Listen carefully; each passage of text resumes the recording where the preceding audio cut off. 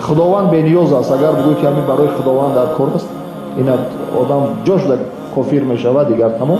خداوند بینیاز است، برایش نیاز ندارد، پیغمبر هم نیاز ندارد. برای اگر نیاز می داشت امر نمیکرد که تا حد آخرین یک قبضه کوتاه کنید.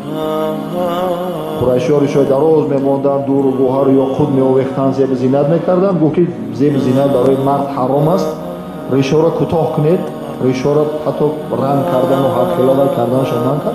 و همون مورد عصری 6 همون آخرین حد کوتاه کردن همین یک قبضه. باز بسیاری را بگوی که همین یک قبضه چقدر سنت چی نمیدونن. همون آخرین حدی کوتاه کردن بود. همین خیلی یک قبضه میکردن، شمشیر قدم میبریدن دیگه. نه ژیلت بود نه یگام چیزی دیگه. یعنی که منطقاً بگیریم پیغمبر توانست تا حد آخرین کوتاه کرد برای دوره خودش. حاضر همین چیزا دسترس کرده، عربا روششون پاکیزه میتراشند. این همین برای پیغمبر هم در کار نیست، برای خودی همون آدم هم در کار نیست. یعنی ما توی جمعیت جانبدار پیدا میکنیم در فکر این نباش این ملت ورزش دوست است، اون عقیده و وایت را قبول ندارد.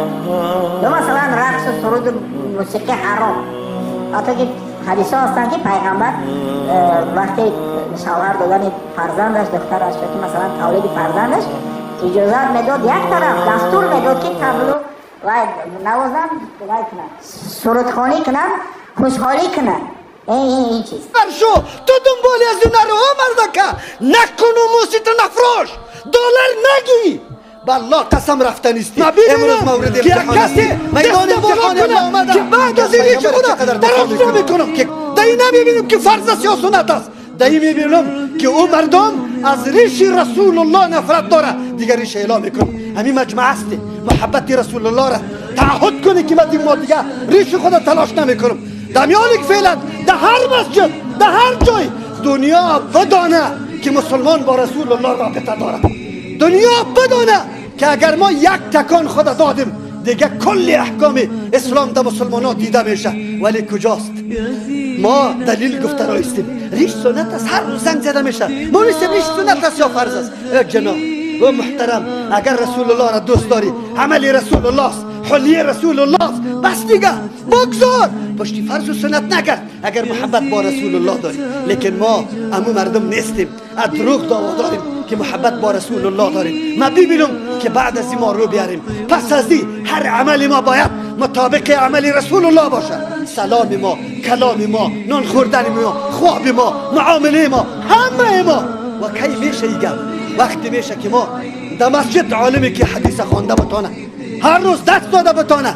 ما ببینم که محبت رسول الله با ما تظاهرات نمیشه، با 4 دانه بیان مولا نمیشه. محبت رسول الله. اکثر مؤثرین عزیز میگن وقتی پانتون داخل میشیم ریش نگاه داشتیم یک صدا میکنه داعشی صاحب خوش آمدین، به به داعش اومده. یکی دیگه باز القاعده میگه، یکی صوفی صاحب میگه، یکی ملا صاحب میگه، یکی شیخ صاحب میگه. ای مسلمان، این سنت طالبه، این سنت داعشه، این سنت آقا و شیخ یا سنت رسول الله صلی الله علیه و سلم؟ پیامبر تو کیست؟ ملا پیامبر تو است معاذ الله؟ تو تا حال محمد صلی الله علیه و سلم رو به حیث پیامبر خود نشناختی؟ بعضی جا جوان ها میشینن با هم مباحثه میکنن، یکی با یکی دیگه چی میگه؟ مسلمانی به ریشه دل پاک باشه، دل مهم دله.